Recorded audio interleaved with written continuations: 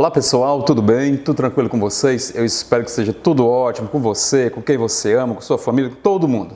Pessoal, nós estamos num momento especial, né? Vamos iniciar um novo assunto, termos essenciais da oração, tá bom? Então, antes de tudo, cumprimentar também aos nossos alunos surdos. Bom dia, vamos estudar. Pessoal, estou aprendendo Libras, tá? Então, o professor Eli, um profissional que nos ajuda muito a democratizar o ensino para os nossos alunos aqui de toda a região de Parnaíba. Bem, pessoal, vamos estudar sobre os termos essenciais da oração, tá? Eu quero mostrar para vocês logo, antes de tudo, esse texto misto.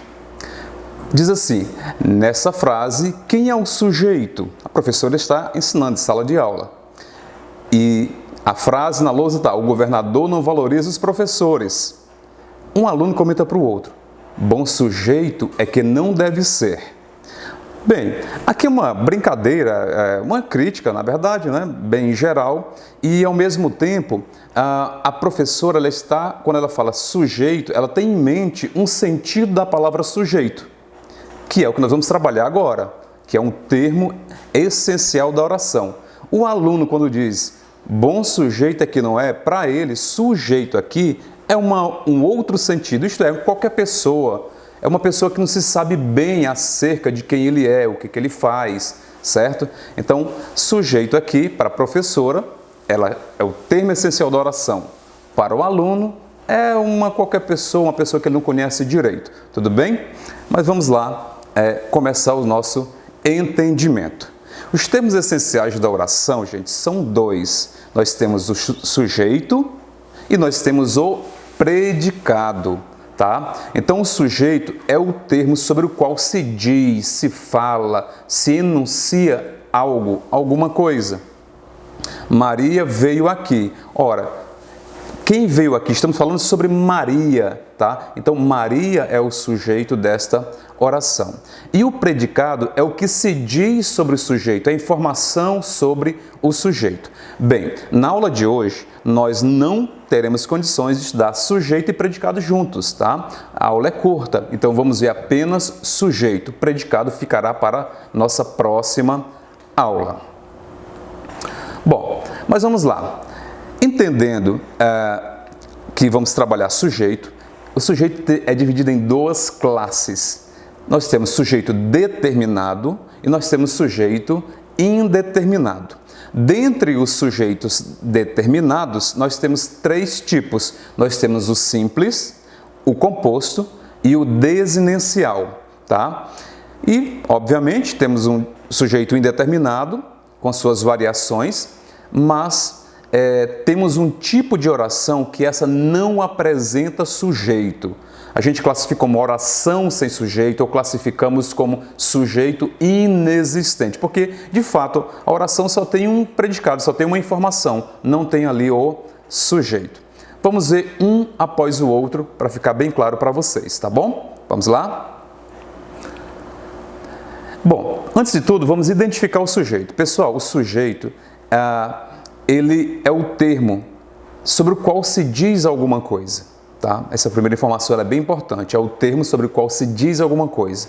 A gente tem que verificar se aquele termo que a gente identificou na oração, se ele pode ser substituído por um pronome oblíquo do caso reto, por um eu, por um tu, por um nós, por um ela, elas, tá? É uma outra forma de você, identificar o sujeito, tá? E obviamente que o sujeito ele vai interagir diretamente com o verbo. Ele vai fazer uma conexão com o verbo. Tanto é que o verbo vai variar a sua flexão, né, a depender do número do sujeito. Se o sujeito estiver no singular, o verbo fica no singular. Se ele for para o plural, o verbo, por conseguinte, irá para o plural e assim sucessivamente. Bem, aí você tem assim, olha, o juiz receberá um prêmio internacional. Olha que bacana, não é? Veja, o juiz é o termo sobre o qual se diz algo. que estamos falando sobre ele? Receberá um prêmio internacional. Estamos falando sobre o juiz, entende? Então eu posso muito bem substituir o juiz por um pronome pessoal do caso reto. O eu receberá, não, né? Porque juiz, quem é juiz aqui? Se fosse substituir mesmo, é um ele. Estou apontando para vocês, ó. Então é ele receberá, ok? O bolo de chocolate queimou no forno. Veja, qual o termo sobre o qual se diz alguma coisa? Queimou no forno está se falando sobre quê? Né? Sobre o bolo de chocolate. Portanto, isso, o bolo de chocolate é o sujeito. E você pode substituir por ele também, ó. Ele queimou no forno, tá? Bom, existem 3 perguntinhas que facilitam a nossa vida. É o que ou quem. Você pergunta para o verbo, uma vez que o sujeito ele interage diretamente com o verbo. Então você faz a perguntinha para o verbo e a resposta será o nosso sujeito. Isso ajuda muito, pessoal. Olha só, receberá. Quem receberá um prêmio internacional? A resposta? O juiz. Percebe? Então, o sujeito é indicado. O que queimou no forno? Olha só, o que queimou no forno? O bolo de chocolate. O bolo de chocolate é o sujeito da oração. Isso ajuda muito porque, às vezes, as frases, principalmente poéticas, músicas, né, elas vêm, tem uma liberdade poética e o escritor, ele valoriza aquela escrita. Então, ele joga o sujeito lá para o meio da oração, para o final da oração, tornando a ordem da oração inversa. Né? A ordem direta da oração é sujeito e o predicado. Mas, muitas vezes, isso não ocorre. Como é nos casos abaixo. Atirou José no gato. Você pergunta, ó, atirou é o verbo, então identifica o verbo. Quem atirou no gato? Agora sim, resposta José, portanto sujeito. Sobre esse assunto fala eu. Quem fala, olha só, sobre esse assunto? Eu, tudo bem? Sujeito está no final da frase, tá bom? Isso é a dinâmica da frase. Bom, entenda que o sujeito, às vezes ele é composto por apenas uma palavrinha, outras vezes não. Vai ter 2, 3, 4, 5 palavras ou mais. Então, você tem que perceber qual é a palavra que é centro, que é o núcleo daquele sujeito. Porque a quantidade de núcleos do sujeito mudará a classificação. Se você tem um núcleo, você tem um tipo de sujeito, mais de um núcleo, um outro tipo de sujeito. Mas veja só, o soldado chegou ao quartel cedo. Quem chegou ao quartel cedo? O soldado. Veja, soldado é a palavra mais importante, portanto é o núcleo. O eminente advogado apareceu ao tribunal. O eminente advogado é o sujeito. Quem é a palavra mais importante? É eminente ou é advogado? Advogado. Quem apareceu ao tribunal foi o advogado, percebe? A palavra mais importante é o núcleo do sujeito. As 2 empresas de esporte patrocinaram o torneio.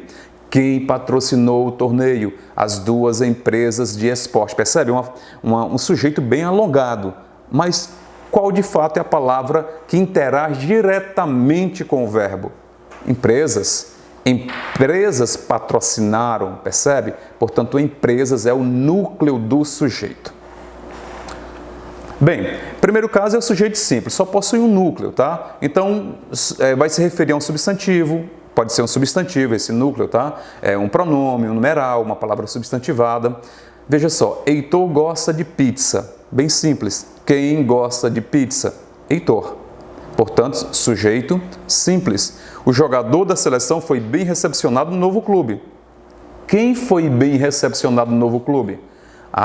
O jogador da seleção. Percebe? Agora, tem quantos núcleos aqui? Tem várias palavras. Tem o, tem o jogador, da e seleção. Jogador. Jogador foi bem recepcionado.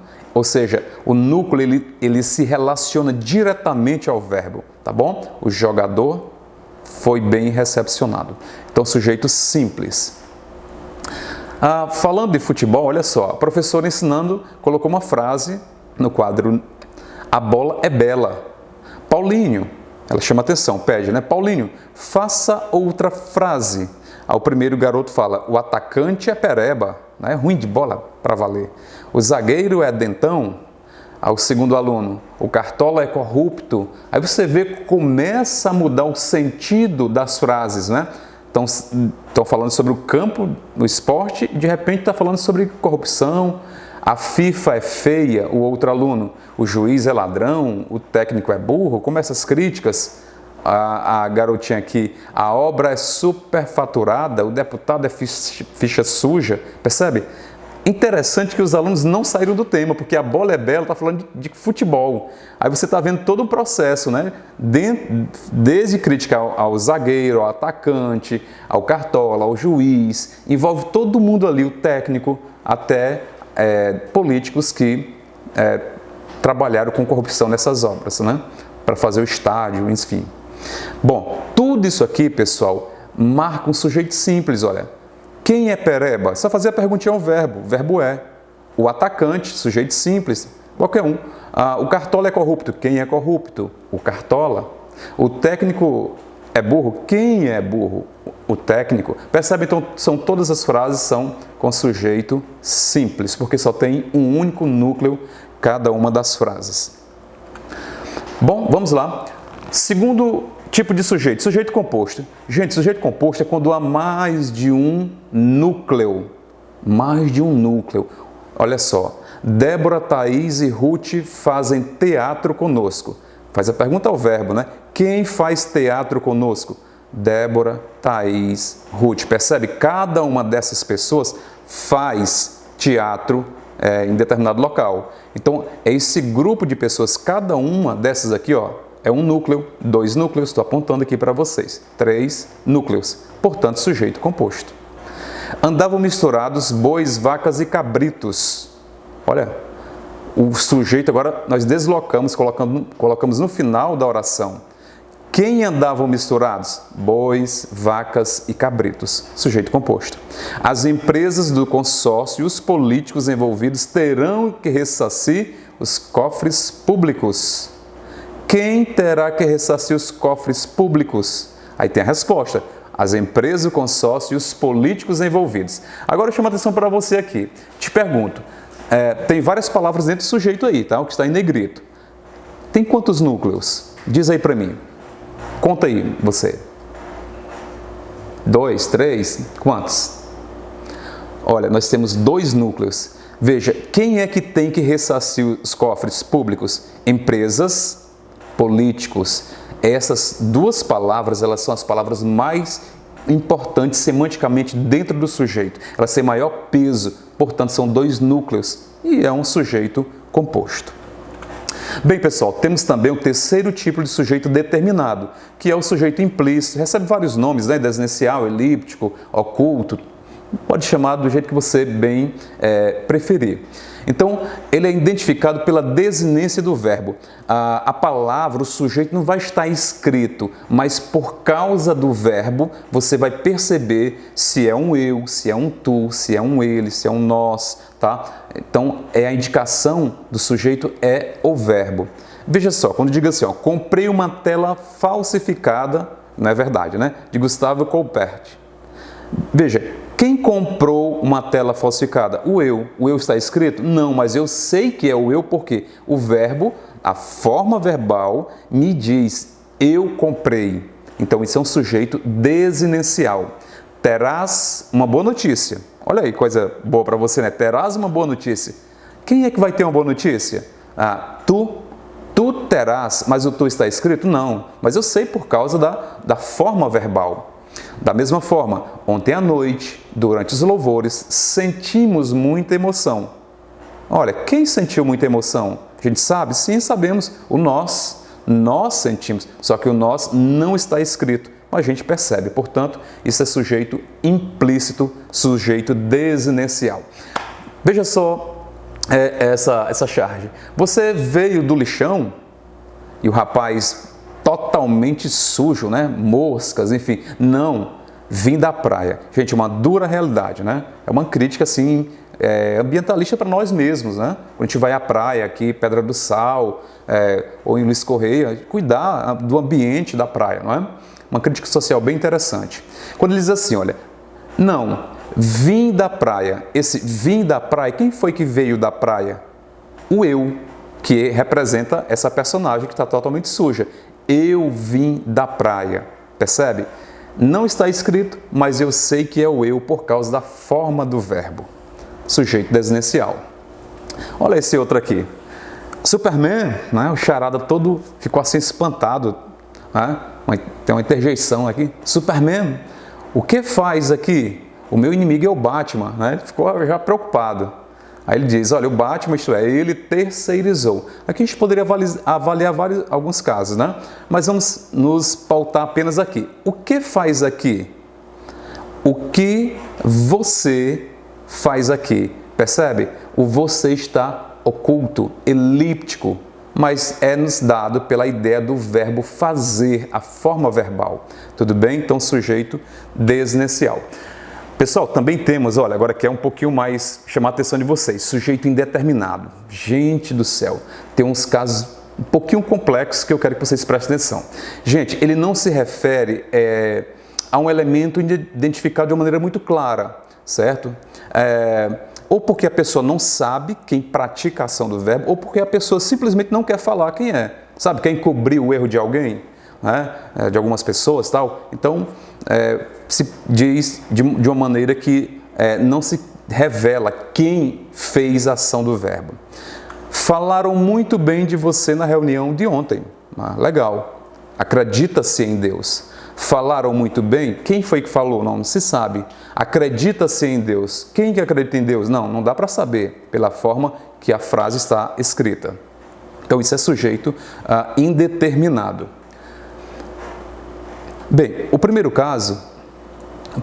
caso, gente, ele ocorre quando nós temos um verbo na terceira pessoa do plural, tá bom? Quando ele diz assim, ó, me disseram, terceira pessoa do plural, sem o sujeito expresso, explícito. Me disseram que para emagrecer é só pensar magro.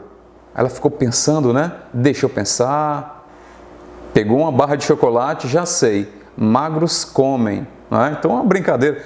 Será que ela vai realmente emagrecer nessa dieta que ela está levando? É uma reflexão, né? Bem, quando ela falou assim, ó, me disseram que para emagrecer é só pensar magro. Terceira pessoa do plural e não está escrito o sujeito. Não tem aqui Pedro e Paulo me disseram, não está escrito. Eles me falaram, eles me disseram. Não está escrito, percebe? Então isso é um sujeito indeterminado. É o primeiro caso, ó, quando estiver na terceira pessoa do plural. Arremessaram uma cadeira contra os jogadores. Quem? Arremessaram. Eles, é um eles. Mas ou eu não sei, ou eu simplesmente não quero falar para encobrir essas pessoas. Levaram o meu celular. Quem? Não dá para saber, terceira pessoa do plural. Agora, quando digo assim, ó, isso aqui é importante. Pai e filho conversavam sobre o Campeonato Brasileiro. Ora, quem conversava sobre o Campeonato Brasileiro? Pai e filho, sujeito composto. Eles planejavam ir ao Palestra Itália. Quem planejava ir ao Palestra Itália? Eles, sujeito simples.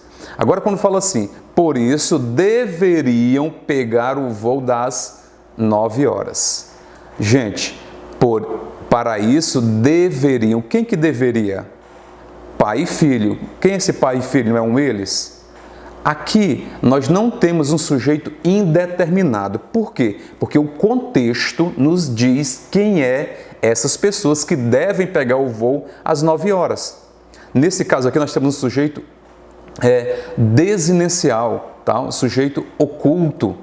Porque eu já sei quem são essas pessoas, só que não está escrita diretamente aqui. Eu faço referência anteriormente, pai e filhos, que são eles, tudo bem? Então fica atento, se você tem frase, levaram meu celular, então o sujeito não foi escrito antes, não foi falado antes, isso aqui é um sujeito indeterminado.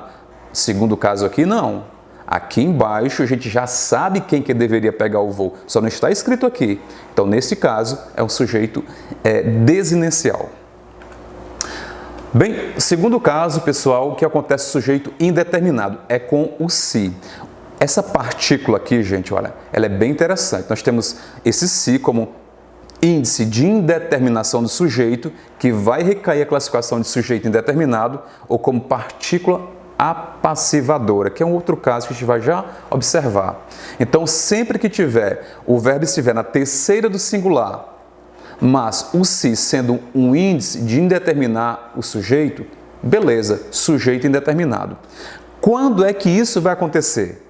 Quando os verbos forem verbo transitivo indireto, verbo intransitivo ou verbo de ligação mais o se, terceira pessoa de singular. Com esses verbos mais o se, sujeito indeterminado, não pense duas vezes. Precisa-se de balconista para o frigorífico. Pessoal, só observar, precisa é um verbo transitivo indireto. Quem precisa, precisa de algo. Olha, eu preciso, tu precisas, ele precisa. Percebe? Terceira pessoa do singular é um verbo transitivo indireto e tem a partícula se, de boa, sujeito indeterminado. Não tem o que fazer. O outro, acredita-se na existência de vida extraterrestre. Acredita-se. Quem acredita, acredita em algo, verbo transitivo indireto. Eu acredito, tu acreditas, ele acredita, terceira do singular, mais o se. Não pense duas vezes. Pode colocar, é um sujeito indeterminado. Tudo bem? Bom, o se como partícula passivadora. Temos que ter atenção para isso. Quando eu digo assim, olha, quebrou-se a vidraça. Pessoal, observe, quebrou está no singular, terceira pessoa do singular. Agora, esse verbo é de ligação? É intransitivo? É transitivo indireto? Não, não, não. Ele é um verbo transitivo direto. Isso já quer dizer que não é um sujeito indeterminado. É a primeira dica. Para saber de fato quem é o sujeito dessa oração, é só transformar para a voz passiva analítica. Quebrou-se a vidraça foi quebrada. Quebrou-se a vidraça, na verdade, quem é o sujeito aqui? A vidraça. De boa. Venderam-se casas. Gente, venderam. Pessoal, vender é verbo transitivo direto. Nunca poderá ser classificado esta frase, venderam-se casas, como sujeito indeterminado. Por quê? Porque o sujeito está determinado, ele está na frase. Quem é? Casas. É só transformar para passiva analítica. Casas foram vendidas. Se você conseguir fazer a transformação, é porque o sujeito está na frase. Alugam-se quartos para estudantes. Faz a transformação aí, olha. Quartos para estudantes são alugados. Percebe? Conseguiu fazer a transformação? De boa, aqui nós temos sujeito. Quartos para estudantes é o sujeito dessa oração. Compra-se ouro. Ouro é comprado. Perceba, a oração aqui é ouro. Portanto, não é encontrei um se, de boa, professor, já é sujeito indeterminado. Calma, calma. Não. Observa se o verbo for transitivo direto, ou em caso também que ele pode ser transitivo direto e indireto, de boa. Você vai ter sujeito na própria oração. Não é sujeito indeterminado. Tudo bem? Bem, vou saltar esse slide aqui, a nossa aula está finalizando, já para falar sobre o sujeito inexistente, tá? A oração sem sujeito. Tem orações que de fato não tem o sujeito, então fica atento para esses casos, são alguns casos. Separei 3 deles. Bom, verbos que exprimem fenômenos naturais, tá? Chover, relampejar. Então choveu muito em Parnaíba. Anoitece muito devagar no litoral do Piauí, ou muito rápido, não sei. Percebe? São verbos que indicam fenômenos naturais. Portanto, eu não tenho sujeito para essas orações. Eu vou classificá-las como oração sem sujeito, sujeito inexistente, não importa o nome, é o de menos. Bem, o segundo caso de oração sem sujeito é quando os verbos fazer, ser e estar indicarem tempo cronológico, passado, ou clima. Então, faz 2 anos que Pedro deixou de vir. É óbvio que deixou de vir, aqui tem o seu sujeito, que é Pedro. Não vamos avaliar isso aqui não. É aqui, ó, faz 2 anos. Faz tempo passado, tempo pretérito. Portanto, oração sem sujeito. Essa oração aqui, tá? São 2 horas em ponto. Olha só. Portanto, aqui eu tenho também oração sem sujeito. Terceiro e último caso, o verbo haver no sentido de existir, ou indicando tempo que já passou também, tempo passado, né? Havia 5 alunos naquela sala. Havia no sentido de existir. Você coloca mentalmente, ó, existiam 5 alunos naquela sala. Então, havia 5 alunos? De boa, oração sem sujeito. Professor, você pergunta, e se for com o verbo existir? O verbo existir, ele é um verbo pessoal, ele tem o seu sujeito. Se a frase fosse, existiam 5 alunos naquela sala, o sujeito seria 5 alunos, seria um sujeito simples, ok, pessoal? Aqui é o verbo haver no sentido de existir, aí sim, oração sem sujeito. Há 2 meses não converso com meus colegas, não, há 2 meses, tempo passado, oração sem sujeito. Tudo bem, pessoal? Olha só, eu quero sugerir para vocês essa leitura maravilhosa. Gente, um texto lindo. Anabel é uma garotinha de muita fé, né? Ela adquiriu uma doença terrível. Mesmo nos Estados Unidos não tinha cura para aquela doença, né? Ela passou por uma experiência muito bonita que ela relata, a mãe dela escreveu esse livro, Milagres do Paraíso. É a sugestão de leitura desta semana. Espero que vocês tenham aprendido muito com nossa aula. Leia esse livro e até a próxima aula, se Deus permitir, pessoal.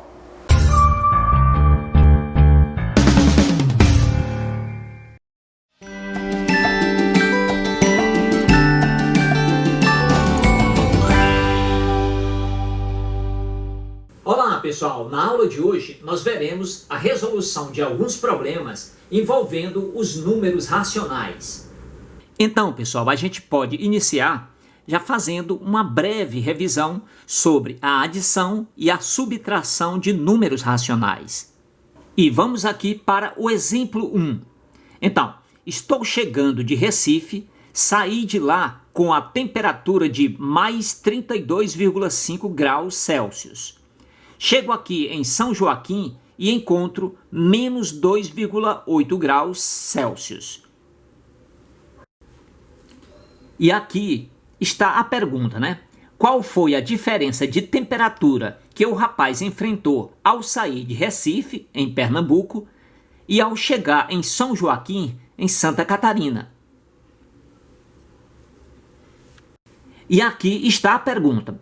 Qual foi a diferença de temperatura que o rapaz enfrentou ao sair de Recife, capital de Pernambuco, e ao chegar em São Joaquim, cidade de Santa Catarina? Observe que para responder essa pergunta, nós podemos fazer o seguinte cálculo. Então, nós vamos pegar aqui a temperatura positiva, então, mais 32,5 graus, menos a outra temperatura foi de menos 2,8 graus. Eliminando aqui os parênteses, ficará mais 32,5. Menos com menos fica mais 2,8. Então, somando aqui as duas temperaturas, vai dar 35,3 graus Celsius. Portanto, a diferença de temperatura foi de 35,3 graus Celsius.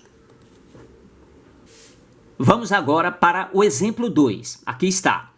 O cozinheiro está dizendo o seguinte: vou dar 2/5 desse bolo para João levar para a família e 25% do bolo para ele comer aqui. Aí aqui pergunta: que parte do bolo sobrará para o cozinheiro? Então, esse será o cálculo. Observe, então vai ser o inteiro menos, ele vai dar 2/5 para João, então menos 2/5, menos, ele vai dar 25% para ele comer aqui, então menos 25%. Organizando ficaria assim, 1 menos 2/5 menos 25%, ele é representado assim, 25 sobre 100, 25% aqui está. Então, nós já vimos em aulas anteriores como resolver operações com frações. Para isso, nós vamos ter que tirar o mínimo múltiplo comum, que é o MMC. Então, o MMC de 5 e 100 é 100. Então, denominador 100, sinal ali, 100 aqui no denominador e 100 aqui nesse denominador.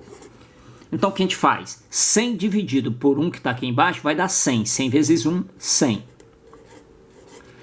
100 dividido por 5 dá 20. 20 vezes 2, 40. 100 dividido por 100 dá 1. 1 vezes 25 dá 25. E aqui, finalizando, ficará, bota o 100 aqui no denominador, 100 menos 40 dá 60, 60 menos 25 igual a 35. Portanto, 35%. Sendo assim, ó, sobrarão 35% do bolo para o cozinheiro.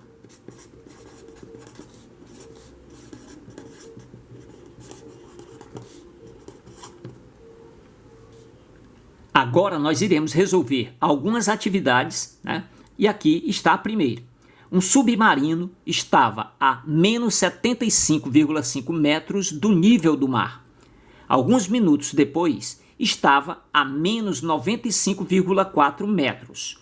Aí a pergunta é assim: o submarino desceu ou subiu?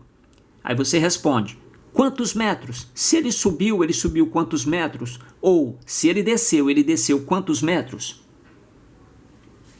Então, se queremos saber o quanto ele desceu ou subiu, temos que fazer a diferença. Então, nós vamos pegar menos 75,5 metros, a diferença menos,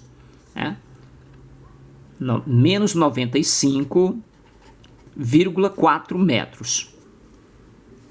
Continuando, ó, vai ficar, eliminando os parênteses, fica menos 75,5 metros. Faz o jogo do sinal, ó, menos com menos é mais.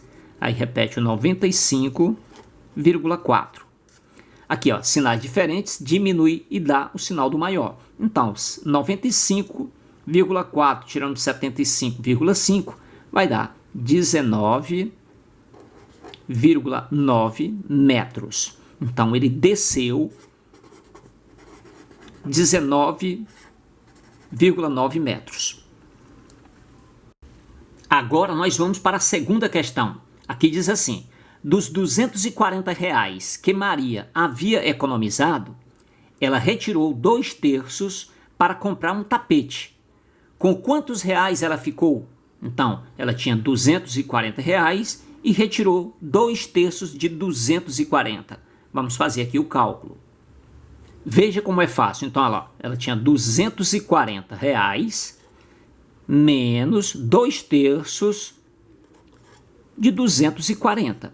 Então, aqui está armado a expressão. Primeiro, nós vamos ter que resolver isso aqui. Vai ficar 240 menos o que der aqui nesse resultado.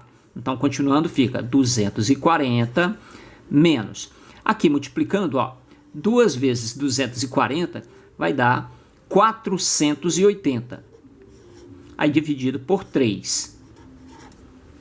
Continuando aqui, ó, então fica 240 menos 480 dividido por 3 dá R$160. Agora nós vamos fazer essa subtração, que dá R$80. Então a pergunta, ó, com quantos reais ela ficou? Então ela ficou com R$80. E agora, pessoal, nós vamos para a terceira questão. Olha só, determine o valor de P, né? O P é esse número aqui, que é o resultado do que vai acontecer nessa operação, né? De acordo com o esquema abaixo. Então, aqui nós temos menos 1/2, que é um número racional. Nós devemos elevar ele ao quadrado. Aqui nós temos menos 1/3, nós devemos elevar ao cubo. Então, elevando isso aqui ao quadrado e elevando isso aqui ao cubo, nós devemos somar. E o resultado dessa soma vai ser o valor de P. Então, nós vamos fazer esse cálculo para que você entenda passo a passo. Então, aqui é a terceira e nós vamos traduzir isso aqui, né? Então, ele pede para pegar menos 1/2, aqui, menos 1/2, e elevar ao quadrado. Elevar ao quadrado é botar elevado a 2. Some, então é um sinal de mais. A menos 1/3, ó, menos 1/3, elevar ao cubo. Então, vamos elevar isso aqui ao cubo. Agora, nós vamos resolver isso aqui. Veja como é fácil, ó. Menos 1/2 ao quadrado é pegar isso aqui e multiplicar por ele mesmo. Vamos fazer isso detalhadamente, ó. Então, é menos 1/2 vezes menos 1/2. O sinal de mais está aqui. Menos 1/3 ao cubo é como se fosse, ó, menos 1/3 vezes menos 1/3 vezes menos 1/3. Então, resolvendo aqui essa primeira parte, a gente faz o jogo do sinal, ó. Menos com menos é mais. Então fica mais. Aí nós vamos multiplicar, ó. 1 vezes 1 dá 1. 2 vezes 2 dá 4. Aqui o sinal de mais. E vamos agora resolver essa outra parte aqui, ó. Bota aqui no parênteses. E fica, ó. Menos com menos dá mais. Mais com menos dá menos. 1 vezes 1 dá 1. 1 vezes 1 dá 1. Então, o numerador é 1. 3 vezes 3 dá 9. 9 vezes 3, 27. E agora ficará 1/4. Né? Quando ele é positivo, a gente pode deixar sem o sinal. E aqui faz o jogo do sinal. Mais com menos é menos. 1 sobre 27. 1/27. Nós vamos ter que fazer essa subtração de frações. Os denominadores são diferentes. Nós vamos ter que tirar o MMC. Portanto, ó, MMC, que é o mínimo múltiplo comum. De quem? De 4 e de 27. A gente vai dividir aqui em fatores primos, né? A gente começa por 2. 4 dividido por 2 dá 2. O 27 a gente repete. 2 nós vamos dividir por 2, que dá 1. Repete aqui o 27. Agora nós vamos dividir por 3. Então, desce 1. 27 por 3 dá 9. Vamos dividir de novo por 3, ó. 9 dividido por 3 dá 3. Certo? E aqui mais uma vez por 3, ó. 3 dividido por 3 dá 1. Agora vamos fazer aqui o produto. 2 vezes 2, 4. 4 vezes 3, 12. 12 vezes 3, 36. 36 vezes 3, 108. Portanto, o MMC é 108. Continuando aqui, né, o cálculo ficará, ó, o denominador agora será 108, menos aqui também 108. Então, 108 dividido por 4 dá 27. Ó. 108 dividido por 4 dá 27. Vezes 1, 27. Menos já está aqui. 108 dividido por 27 dá 4. 4 vezes 1, 4. Então, agora, ó, os denominadores são iguais. Nós vamos agora repetir aqui o denominador e fazer aqui essa subtração. 27 menos 4, 23. Então, o resultado está aqui. 23 sobre 108. E agora, pessoal, nós vamos para a quarta questão. Olha só. Responda, na letra A, que número racional relativo elevado ao quadrado dá menos 25? Aqui na letra B, de acordo com a resposta dada, qual é a raiz quadrada exata de menos 25? Então, pessoal, respondendo aqui a letra A, qual é o número racional que elevado ao quadrado dá menos 25? A gente já pode responder aqui, ó, que não existe. Não existe nenhum número racional que elevado ao quadrado dá menos 25. Se alguém dissesse que era 5, vamos ver o que acontece, ó. 5 ao quadrado dá 25 e não menos 25. Aí alguém pode dizer, não, então é menos 5. Também não é, porque menos 5 ao quadrado vai também dar mais 25, tá certo? Então, não existe. E aqui na letra B, pessoal, pergunta assim, qual seria a raiz quadrada de menos 25? Então, nos números racionais não existe essa possibilidade. A resposta é a mesma lá de cima, ó, não existe. E agora, pessoal, nós vamos para a quinta questão, olha só. Um professor de ciências estabeleceu o seguinte critério para a média do bimestre. Então aqui ele está dizendo assim, ó, a prova tem peso 5, a pesquisa tem peso 2 e o trabalho em laboratório tem peso 3. Aí aqui o aluno diz assim, ó, eu tive 6 na prova, 4,5 na pesquisa e 5 no trabalho. Aí vem a pergunta, qual foi a média do bimestre desse aluno?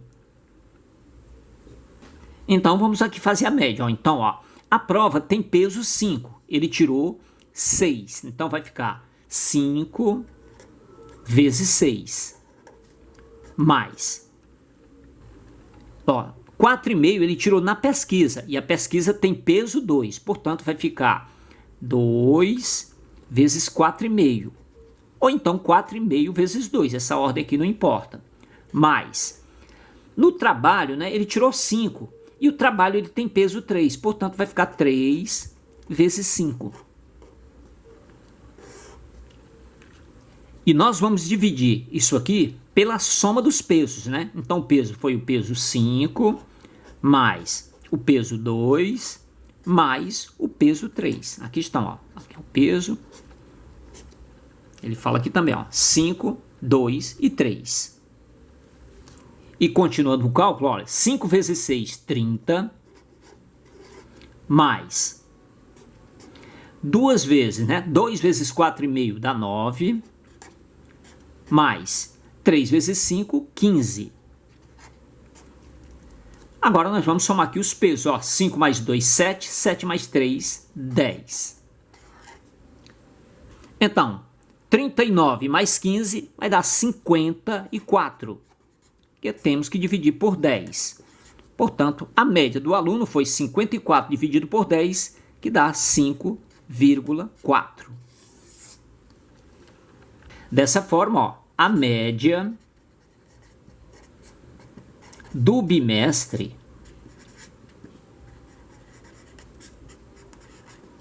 foi 5,4.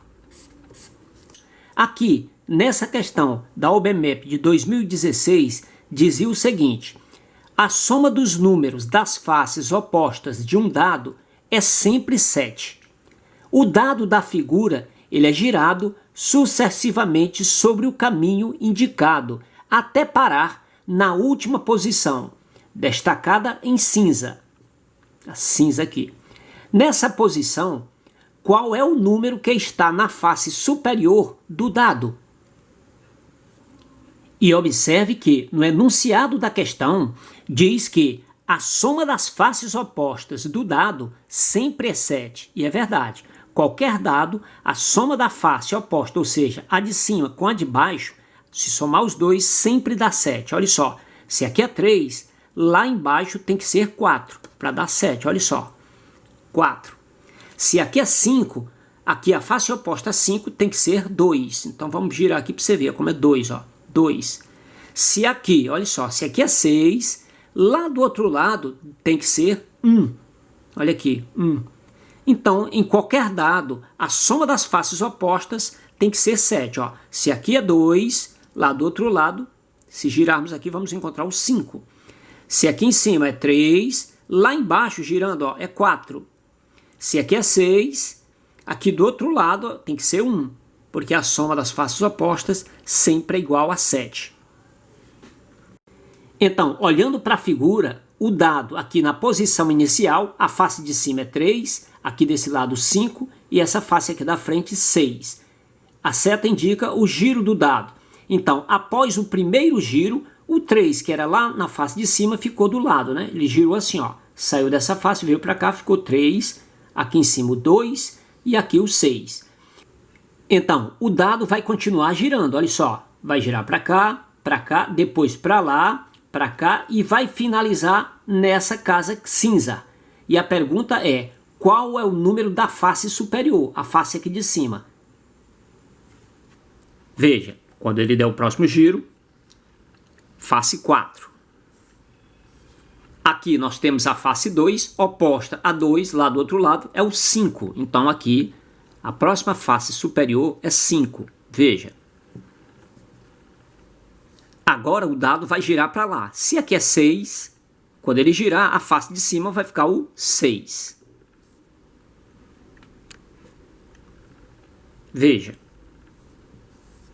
Então, a face oposta a 4 é o 3, que está lá do outro lado. Quando girarmos, aqui vai ser o 3. Veja. E aqui, com o último giro do dado, a face que vai ficar em cima é o 2, olha só. Letra B. E é isso, pessoal. E assim a gente finaliza essa aula. Um forte abraço a todos e até a próxima.